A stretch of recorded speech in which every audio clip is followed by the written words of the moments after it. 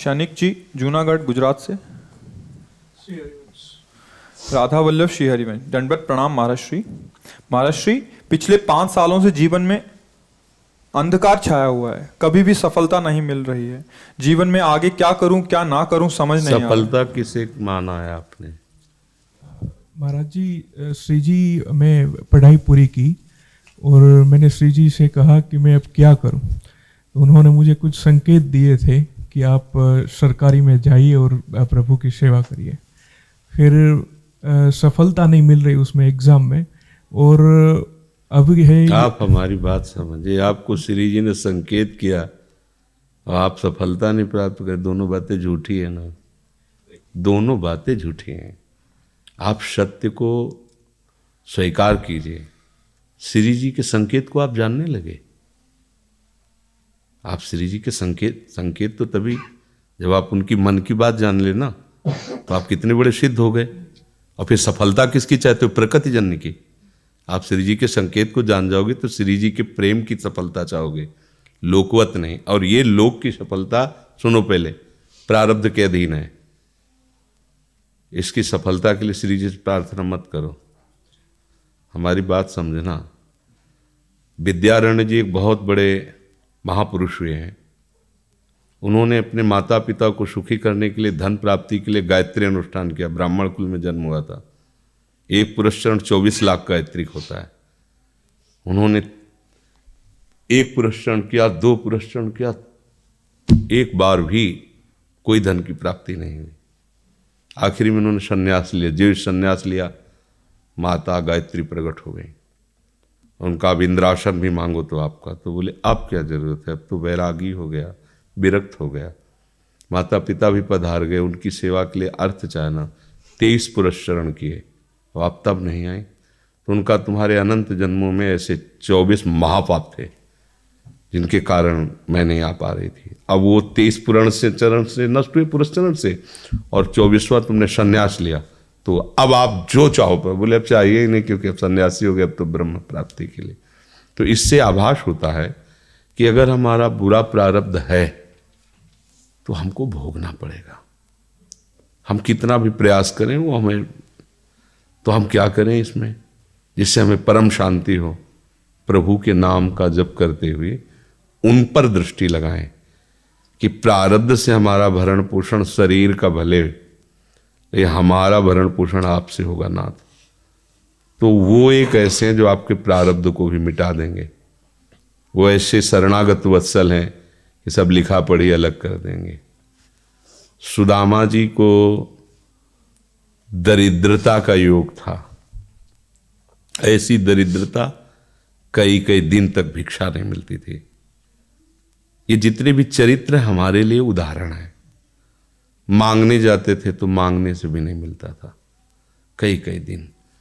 तो एक दिन उनकी पत्नी ने कहा कि हमारा आपका तो चरणामृत से भी गुजारा 2 दिन 3 दिन हो, 4 दिन हो, छोटे छोटे बच्चे तो मर जाएंगे ऐसे। कुछ तो उनका श्री कृष्ण के सिवा हमारा कोई नहीं। अब हम क्या कर सकते हैं? प्रारब्ध जब बिगड़ता है ना, वो कोई सफलता नहीं होने देता। तो एक दिन श्री रुक्मिणी जी प्रसाद ठाकुर जी को भोग पा रही थी, वो ऐसे रोक दिया, उदास हो गए।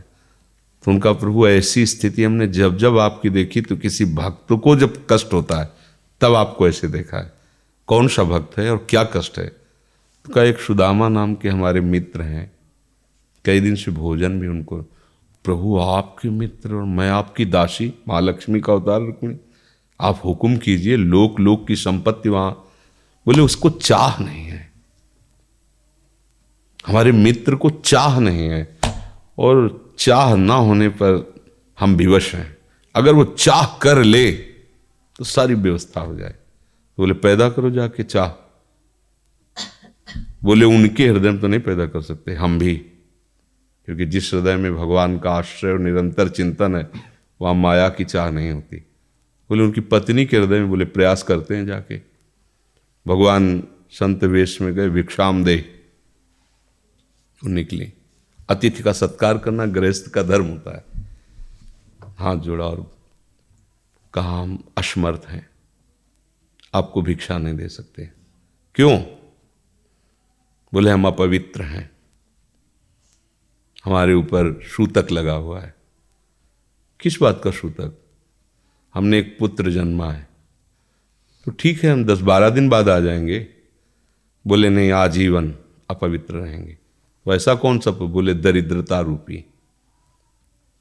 विद्वान की पत्नी है तो ऐसे उनका दरिद्रता रूपी पुत्र का जन्म, अर्थात सीधे ये कि मैं नहीं दे सकती या देने योग्य नहीं, ऐसा न कहीं उनका मैं अपवित्र हूं। तो उनका दरिद्र कैसे हो सकती हो? जिनके पति के मित्र द्वारिकाधीश भगवान श्री कृष्ण है, वो दरिद्र कैसे हो सकता है? एक बार कहो ना अपने पति से। चले गए। जो सुदामा जी आए तो उन्होंने कहा कि देखो आज एक अतिथि आए थे, उनको मैं कुछ नहीं दे पाई, मुझे बहुत कष्ट है कि मेरे पुत्र और आए हुए अतिथि का भी हम स्वागत नहीं कर सकते, उनका भरण आपके मित्र द्वारिकाधीश प्रभु श्री कृष्ण है। सुदामा जी ने कहा, बोले चले जाओ ना, वो कुछ न कुछ सहयोग कर देंगे। तो बोले हम ऐसे मित्र नहीं बनाए कि वो हमारा सहयोग करें, कभी नहीं, मर जाऊंगा पर उनसे ये नहीं कहूँगा कि आप हमारा। बोले मत कहना, दर्शन के लिए तो चले जाओ, वो सुना है इतने उदार हैं कि वो जाने पर ही दे देंगे। सुदामा जी ने कहा दर्शन के लिए तो जा सकते हैं, बहुत दिन हो गए, ठीक है, पर मित्र के पास जाए तो कुछ लेके जाना चाहिए, मेरे पास तो कुछ नहीं है ना। पड़ोस में जैसे किसी से मांगने गई तो अरे समय जब बिगड़ता कोई नहीं होता साथ। एक ने थोड़ी उदारता दिखाई तो चावल पछोरने पर जो आगे कणका होते चावल के, जो प्राय वो लिए सुदामा जी ने कहा हमारे प्रभु भाव के मुख है, कुछ ले जाएंगे, खाली हाथ तो नहीं है। पोट्री में सारांश में बता रहे हैं, द्वारपालों ने देखा कि हड्डी हड्डी शरीर में कई जगह से फटे वस्त्र, बेवाई फटी हुई, मतलब दिखाई दे रहा था दरिद्रता की मूर्ति है। तो उनका किससे मिलना है तुमको? तो उनका श्री कृष्ण से। बोले संभाल के बोलो, क्योंकि पार्षद है, अनंत कोट ब्रह्मांडों के नायक प्रभु के ऐसे बोले कोई श्री कृष्ण को ऐसे गली आए, उनका जाके तो तुम बोलो ना, श्री कृष्ण से जाके कह दो कि एक सुदामा नाम के ब्राह्मण आए हुए। पार्षद गए, वो प्रभु बड़ा अजीब आदमी है, आपका नाम बिना किसी सभ्यता के ले रहा है। वो कह रहा श्री कृष्ण से कह सुदामा, कूद पड़े, भगवान दौड़े। वो पार्षद वो सब की ब्रह्मा जी शंकर जी आते हैं तो वहां खड़े रहते हैं घंटों, भगवान ऐसे भागे जाके। सुदामा जी को पता था ना, हमारे रुक्मिणी जी के महल में रुक्मिणी जी के पलंग पर बैठाते हैं, स्वयं चरण पखारते हैं सब। अब ये वैभव, क्या हालचाल है, कैसे हो? प्रभु आप सब जानते हो, आपकी बड़ी कृपा है। तो ब्याह हो गया, हाँ ब्याह भी हो गए, बच्चे भी हो गए। हमारे पास आए हो तो कुछ तो लाए ही होगे। अब वो सड़े से कपड़े में चावल, कैसे बड़ी बड़ी वो वैभव, महारानियां सब भगवान का। चुप ऐसे बोले देखो फिर चूक कर रहे हो, हमारे हिस्से की चोरी पहले की थी और फिर चूक कर रहे हो।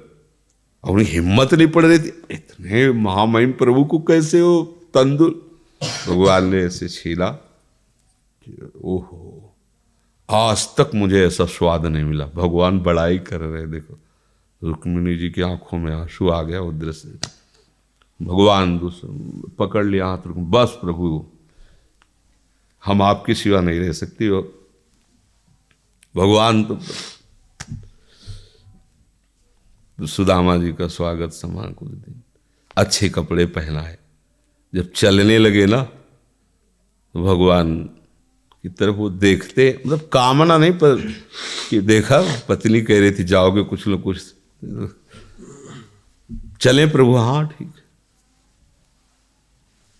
इधर से ऐसे चले जाना, हाथ भी खाली।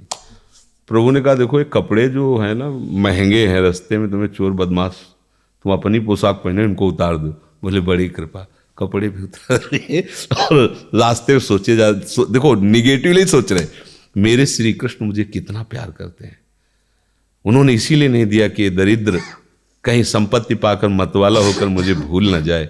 मुझे कितना प्यार करते हैं, प्रभु के प्यार में मगन होकर सुदामा पूरी खड़ी जैसे द्वारिका। तो उनको भ्रम हुआ कि मुझे लगता है चलते चलते मैं पुनः द्वारिका आ गया। तो वहां पूछ रहे हैं कि ये किसका है। भगवान के पास विधाता है, उनका प्रभु ये तो गलत हो गया, इनके भाग्य में हमने लिखा था क्षय श्री, ऐश्वर्य का नाश, जीवन में नहीं ऐश्वर्य, क्षय श्री। भगवान ने उसका उल्टा कर दिया यक्ष श्री। जैसे कुबेर का अथाह धन का खजाना, त्रिभुवन का खजाना वही है कुबेर के पास, जैसे कुबेर का खजाना यक्ष श्री। तो कहा प्रभु, तो उनका इन्होंने एक पुण्य किया है, अनंत ब्रह्मांडों के समस्त जीवों को तृप्त कर दिया है। प्रभु खुद को खाने को ले तृप्त, बोले मेरे रोम रोम में करोड़ करोड़ ब्रह्मांड वास करते हैं और इनके तंदुलों से मैं तृप्त हो गया। अनंत ब्रह्मांडों का भंडारा हो गया, उसका जो पुण्य होता है लिख दो इनके भाग्य में। अब किसी की चलेगी प्रभु के आगे।